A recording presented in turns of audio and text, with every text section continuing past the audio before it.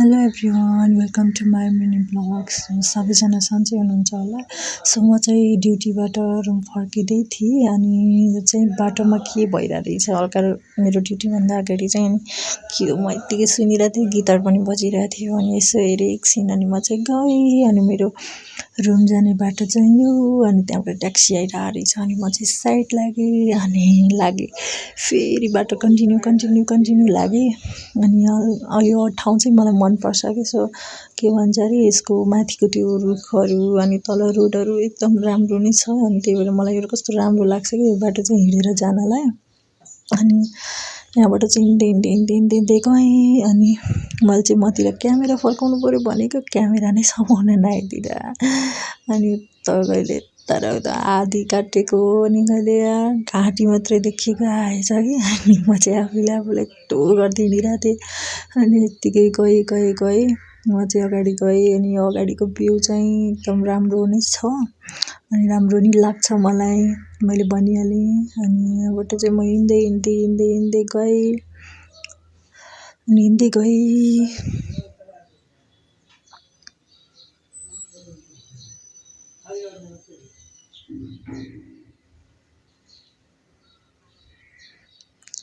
त्यसपछि चाहिँ मलाई मनपर्ने ठाउँ पुग्न लागेको थिएँ। मलाई त्यहाँको सिँढीहरू चाहिँ मनपर्छ अनि म चाहिँ त्यहाँको त्यो सिँढीको बाटो जाँदै थिएँ। यो चाहिँ सिँढी अनि यो चाहिँ सुरु हुन्छ सिँढी जाने बाटो अनि यहाँबाट चाहिँ म सिँढी गएँ।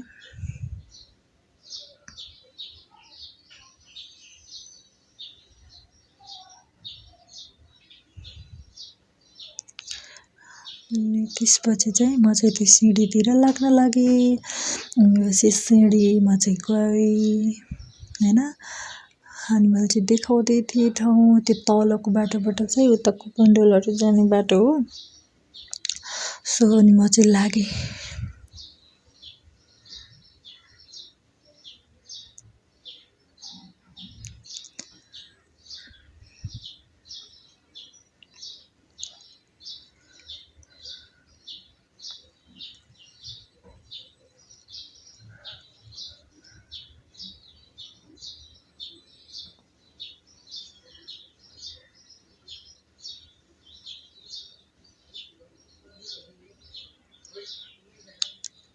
त्यसपछि चाहिँ म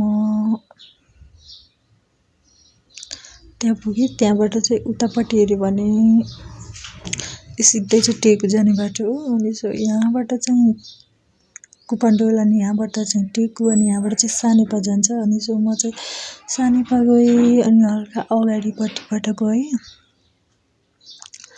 अनि हिँड्दै गएँ म चाहिँ। अनि पर चाहिँ दुईजना दाजुहरू रहेछ को थाहा छैन, मैले चाहिँ देखाएको थिएन उहाँहरूलाई चाहिँ। अनि पछि चाहिँ यत्तिकै गइरहेको थिएँ अनि क्यामेरा फर्काएँ आफूतिर अनि यसो हल्लिँदै थिएँ त दाजुहरूले हेरिरहेको रहेछ। अनि म चाहिँ त्यहाँबाट चाहिँ निस्केँ अनि निस्केर चाहिँ गएँ हल्का तल्लो बाटो गएँ। म नि टेकुबाट नै आउँथेँ त्यही भएर अनि म चाहिँ टेकु साइड जान्छु यहाँबाट गएँ। अनि टेकु साइड जाँदाखेरि चाहिँ यो चाहिँ कालीमाटी कि टेकु लगभग के भन्छ मलाई पनि थाहा भएन, तर भन्न चाहिँ कालो पुल भन्छ। अनि म चाहिँ यो कालो पुल तर्नलाई गयो, तरेर जानुपर्छ। अनि यो पुल चाहिँ लामो छ कि मलाई चाहिँ धेरै टाइम लाग्यो यहाँ चाहिँ भ्लग बनाउँदै बिस्तारै हिँड्दै जाँदा चाहिँ। अनि यो चाहिँ पल्लो पनि एउटा पुल छ अनि तल चाहिँ बागमती खोला अनि त्यो खोलाबाट चाहिँ पारि जानुपर्छ। अनि त्यहाँबाट हेऱ्यो भने तलतिर टेकुको सायद त्यो चाहिँ टेकुको के भन्छ लगभग मलाई पनि थाहा भएन। त्यसपछि चाहिँ म चाहिँ पुल गएँ अनि त्यसपछि चाहिँ आफूलाई यस्तो त्यस्तो भन्दै गइरहेको थिएँ। अनि त्यसपछि यो पुलहरू चाहिँ यस्तै भइहाल्यो। अनि यहाँबाट चाहिँ अगाडि जानुपर्छ, धेरै लामो छ है पुल चाहिँ। सो अगाडि पनि धेरै लामो छ बाटो छ, मतलब कि धेरै जानुपर्ने छ। अनि म चाहिँ अझसम्म बिचमा पनि पुगेको थिएन कि भर्खर सुरुवात हुँदै थियो। अनि त्यसपछि चाहिँ म यसो हेर्न थालेँ, खोला चाहिँ सायद बागमती नै भएर हो किनकि यति धेरै कालो छ कि पानीहरू पनि। खोला हेर्दै हिँडिरहेको थिएँ अनि त्यसपछि मान्छेहरू पनि त्यत्तिकै आउनुभएको थियो अनि मोबाइल झर्ला कि भन्ने डर पनि थियो किनभने हल्लिरहेको थियो अनि मोबाइल पनि झर्ला कि भन्ने डर थियो अनि म चाहिँ गएँ पुल तर्नलाई बिचबाट पनि हिँड्न थालेँ अनि त्यो चाहिँ भ्यूहरू यस्तो देखिन्छ साँझ चाहिँ अनि बिहान चाहिँ घामहरू पनि लाग्छ भर्खर निस्केको घामहरू हुन्छ कस्तो राम्रो हुन्छ देखिन्छ कि यहाँबाट जो बेलुका चाहिँ यस्तै यस्तै थियो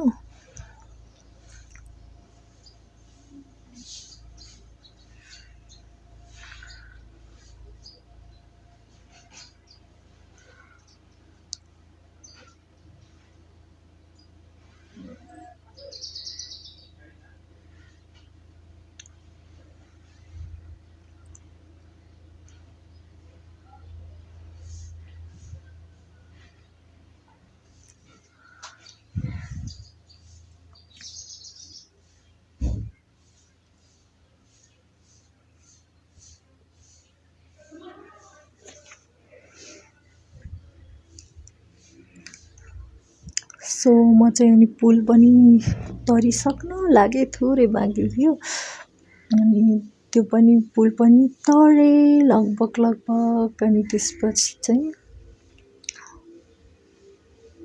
म चाहिँ हिँड्नै सकिनँ अनि मैले चाहिँ पठाउ बोलाएँ अनि पठाउ पनि आउनुभयो त्यहाँको बिचको भिडियो चाहिँ मेरो खै कहाँ गयो बस्दै बसेन त अनि त्यसपछि पठाउ पनि आउनुभयो त्यसपछि म चाहिँ पठाउमा गएँ अनि पठाउमा गएर म चाहिँ रुम पुग्न लागेँ अनि त्यसपछि रुम पुग्न लागेपछि चाहिँ हल्का अँध्यारो भइसकेको थियो अनि हल्का अँध्यारो भन्दाले पनि अँध्यारो भइसकेको थियो म रुम पुग्न लाग्दा चाहिँ साथीहरू अनि त्यसपछि भ्यू चाहिँ यस्तो थियो है सीता पाइलातिरको अनि यहाँबाट गएँ भिडियो चाहिँ राम्रोसँगले भएन छ मेरो चाहिँ